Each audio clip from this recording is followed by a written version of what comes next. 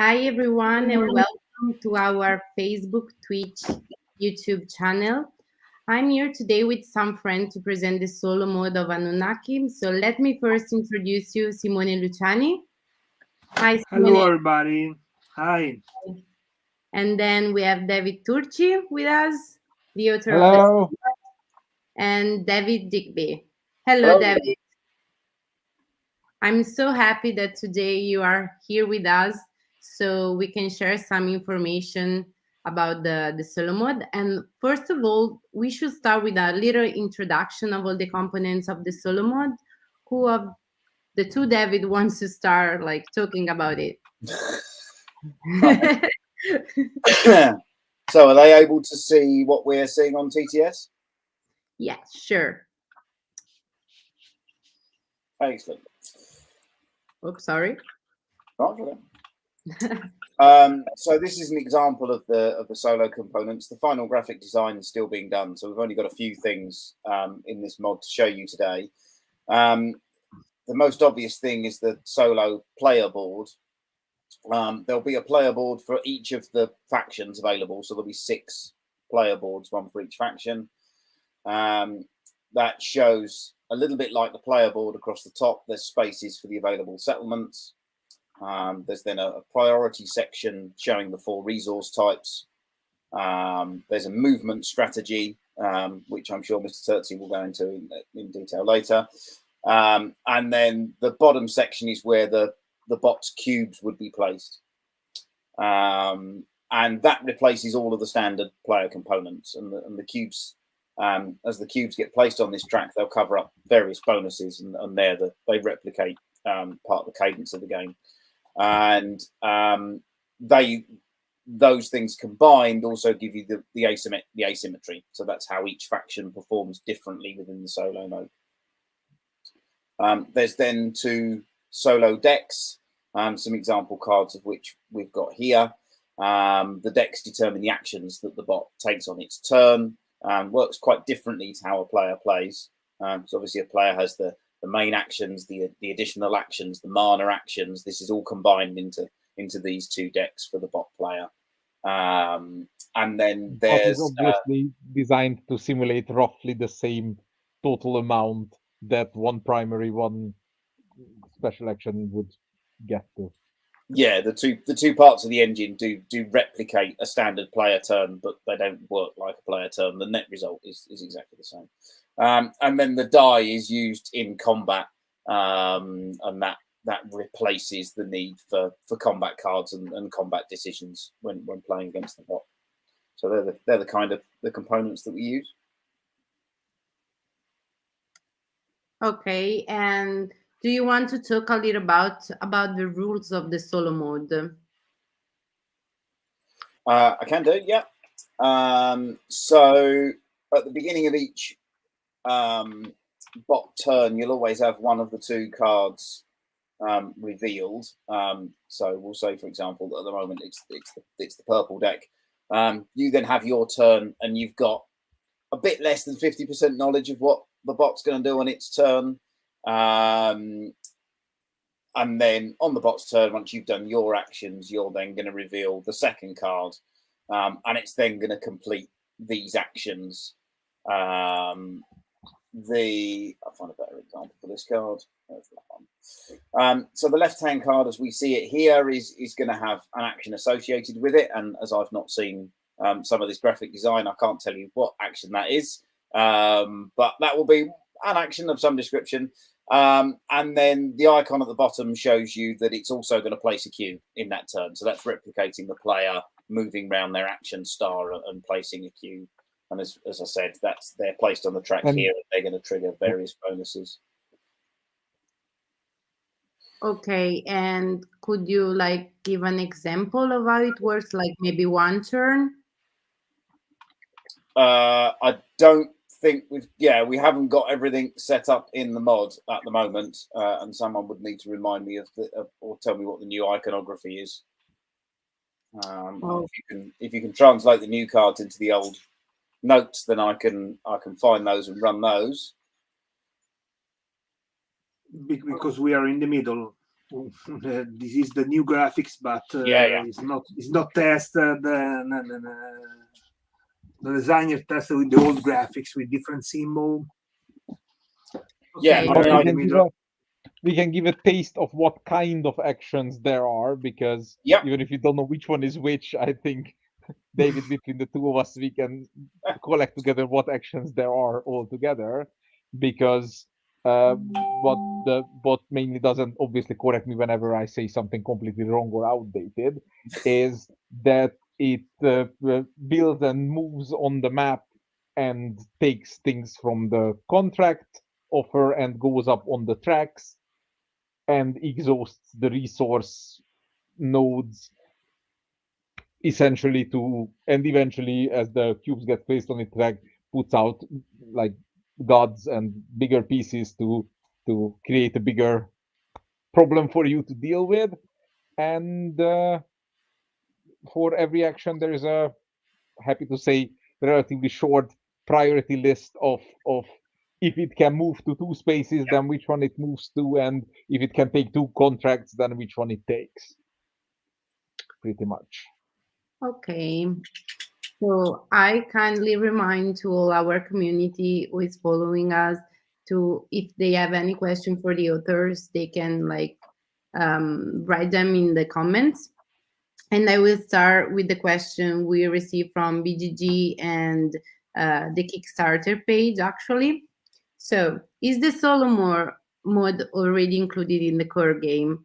I think I could answer this question, and the answer is yes, is included in the core game. Will the solo player have different house eyes?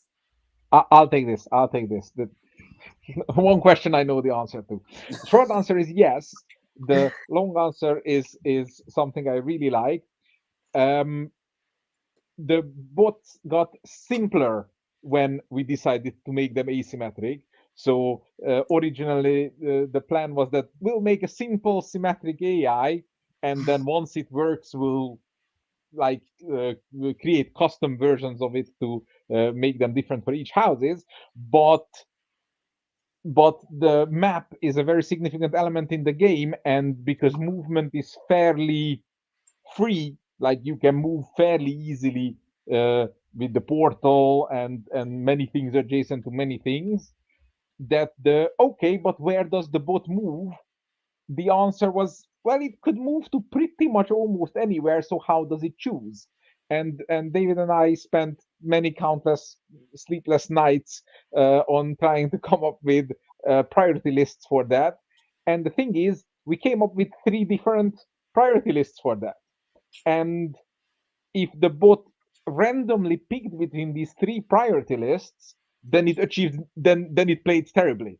One was the always collect, always go for the most. Is it called temple or what that icon called now? The thing that there's two on. Sorry, I don't know the Shrines. kind of. Sorry. Shrines. Shrines. Yes, one was the go hunt for shrines. The other one is the aggressive one, the always go for you, and the peaceful one, the go grab as many hexes as possible while avoiding conflict. And obviously, if it goes one peaceful, one against you, one shrine, then it ends up with less hex than if it went for all peaceful, killed you less than if it went all battle, and has less shrines than if it went for all shrine. And since the game has multiplier scorings on how many times did you battle, how many shrines do you have, etc., that meant that the bot had terrible scores. So we decided that, oh, the bot should pick a movement strategy at the beginning of the game. Okay, how does it pick? How do we remember which one it picked?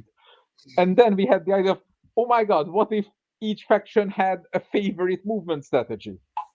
And okay, where do we put that? Let's put that on the factions card. Okay, what else do we put on the factions card? And that's when the idea to have the unique special events on the cube track came, and from then on, the different house AIs was like a natural progression. And then the fact that there is 6 of them and they're all interesting and then they're all playable and they're all good, that's smart David's work. I'm just here for the enthusiasm. Thanks for sharing it. And the next question is, will it be possible to play the campaign in solo mode? Who wants to answer this Well, question? I take the happy questions, so the unhappy questions go to Simone. Yeah. We discuss to adapt the solo mode for the campaign, but we decide to drop this this direction mainly because the campaign is designed in a way that there are 8 different scenarios really different from each other, so it don't change a few rules but change some main mechanism, additional action, so it's really different. It's more or less 8 different game.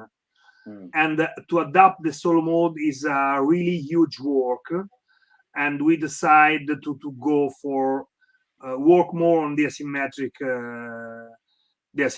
faction, as David said, and also adapt to the other expansion because the campaign is mainly for the campaign for the group. So we drop the adaptation of the solo mode for the campaign. And we have a comment from Danilo Sabia, the other author of the game, saying, I'm going to translate. I'm here to say hello and to thank David and David to make me avoid the hard work of the solo mode. Danilo, no problem. That's what we're here for. We need additional tests and fix every balancement, so you need to test the game, no problem. Se facciamo testare il gioco, Danilo, non ti preoccupare, c'è anche il solo mode. That was definitely him volunteering.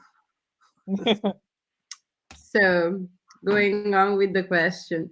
Is the solo mode playable with the 2 expansion with distant planets and mythical creatures? I'm gonna pass the floor to Simone for this question, I guess. Yeah, I'm confident on this one. we decide to adapt the solo mode for the 2 smaller expansion. We have just designed the asymmetric version of the 2 additional faction in the expansion, and we are still working. Mainly David and Daddy are still working to adapt the structure, and then we test. So it's not finished, but we decide to include the adaptation to the 2 expansion on the solo mode you find in the core game. So the solo mode at the end is playable in all the expansion except the campaign. Okay, perfect. And is it possible to play against more than one automa at the same time? Top David? David then. Yeah. Theoretically, yes. Because what it does is so player-like as an end result, then theoretically it is possible. It is, however, not something we're testing or planning on testing. It would require you to have multiple copies of the decks, and I believe the plan is to obviously only include 1 copy of those decks within the final product. Whether Cronio will generously release print and play files or something like that for the deck so that you can run multiple AIs, that's up to Simone and the rest of the team. But it's theoretically possible. I'd be fairly confident that it would work because of the how well it's running and how well it's been performing in tests across all the different factions in all the different combinations. I think the only bit where you would get a few head scratchers is if an aggressive bot would find itself surrounded by a peaceful bot and couldn't attack you, then would it attack the peaceful bot or what would it do? So, because in every other situation it would just attack you. So bot versus bot is the only question. Everything else would just go easily. Yeah, because the next question was like, is it possible to buy more than 1 solo deck? So I know that we are gonna give the possibility to the people to download the PDF but not to buy like more than one solo deck. So Yeah, I think that's sensible. is it possible to add the automa in a game with more than one person playing? It's pretty much the same answer as the previous question.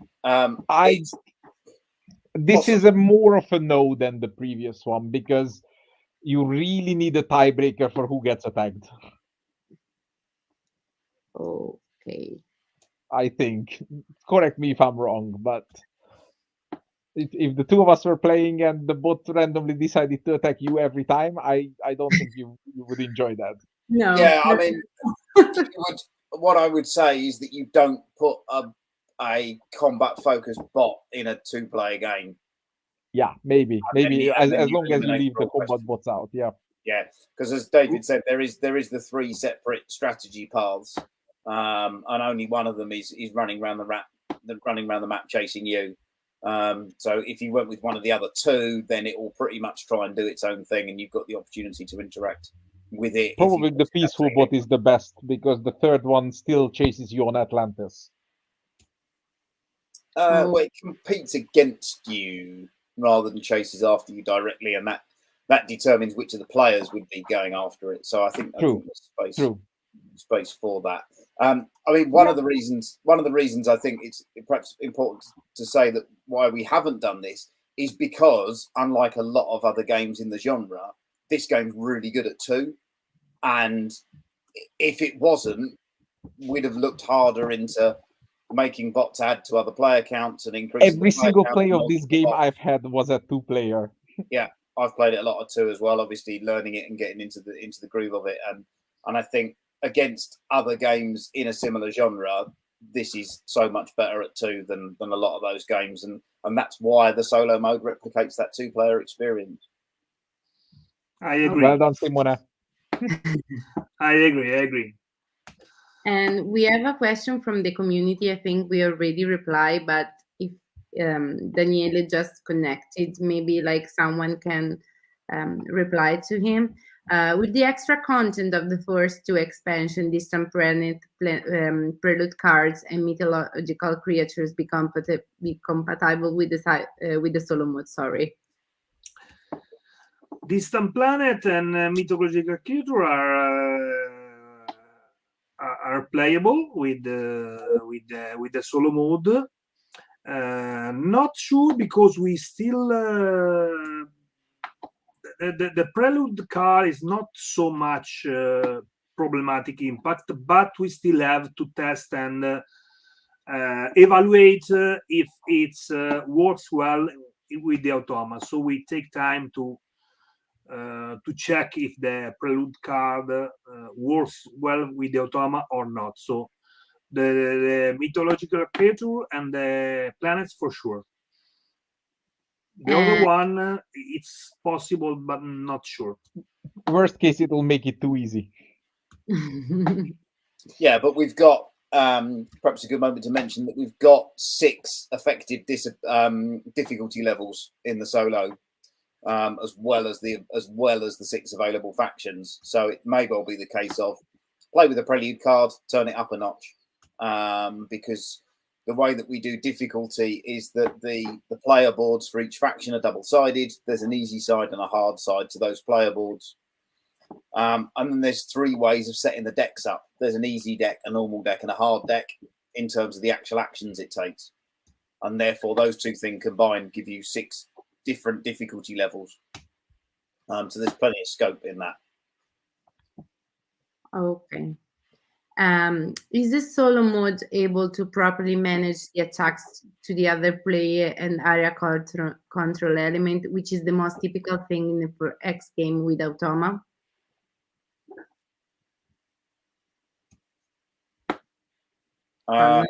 No. I think we sort of covered that to an extent already, by the sense that we've created those multiple strategy paths, and how they work. So if it's on an aggressive strategy, then you're only following one rule set, and you haven't got lots of very difficult rules or very complex rules or very edgy rules to try and follow, because it's quite a clear rule set. If it's playing that strategy, you know what it's going to do, You just don't quite know when it's going to do it. And equally with the spread out, avoid everyone else strategy, the logic is fairly sound and it follows good strategy within a multiplayer game. I mean, David very much led on getting those movement rules based right, and then as a testing team, we had the guys kind of just thrashing through all of the possible setups and sending me lots of notes as to what worked and what didn't work, and all the little edge cases, and then we gradually polished everything down to get it running smoothly. And another thing that was very important is an automa's job is to simulate the external interaction, the external state between a player and an opponent, while making the internal state as abstracted as possible. And as smart and as cool the combat cards of the game is, we've decided that the combat cards are an internal state to the player, because I don't really care how you muster your strength against me. What I care about is, in the end, do you have 2, 3, 4, or 5 strength? And that's why it's a die. So you don't have to keep track of icons. You don't have to count a ton of things. You just count the both units and you roll a die, which is, I think it's a 0, 0, 1, 1, 2, 3 weighted die, if I remember correctly, or something like that. No, it's got quite a strange distribution because it represents the frequency at which the players play battle cards in attack and defense. So that's them. It's So it's not a d6. It's a smart distribution, and as David said, it represents the rough distribution of combat cards. So yeah, we took care of the combat definitely. So did you enjoy work on this project with Cranio, like Anunnaki? Did you enjoy Anunnaki? Yeah, I mean, I certainly did. I mean, the game itself is excellent, and one that you can spend plenty of time playing. And I certainly, it's very difficult to say how much you enjoy the solo mode when you're poring over it for quite so long, and spending so many hours playing it. I think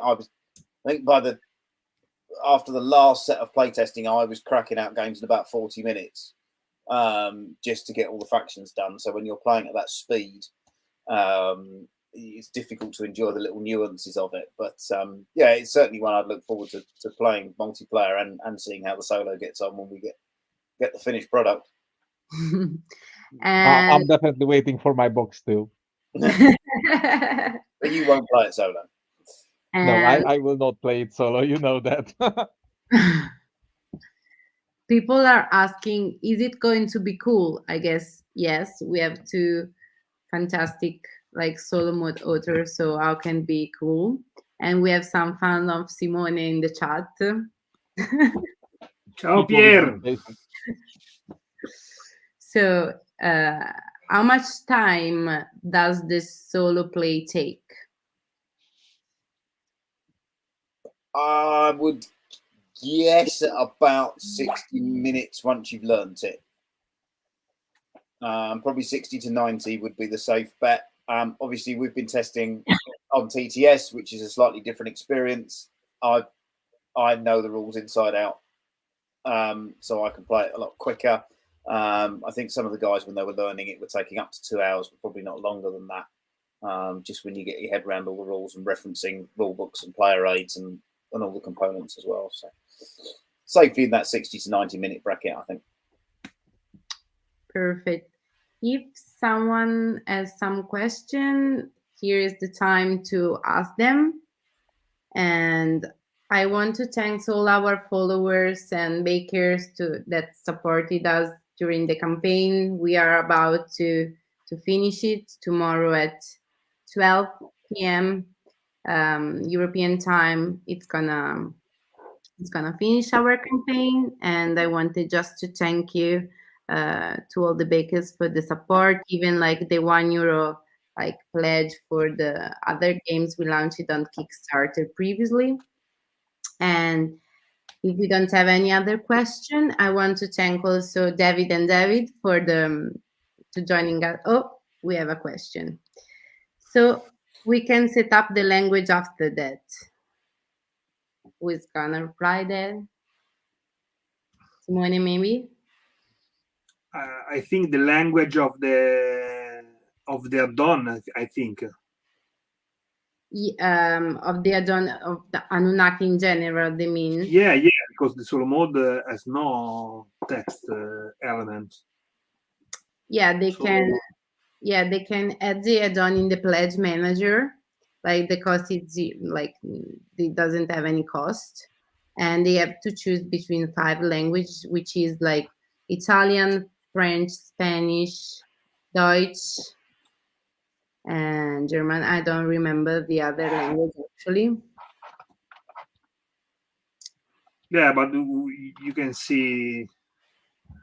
Yeah, after finish. Yeah, right.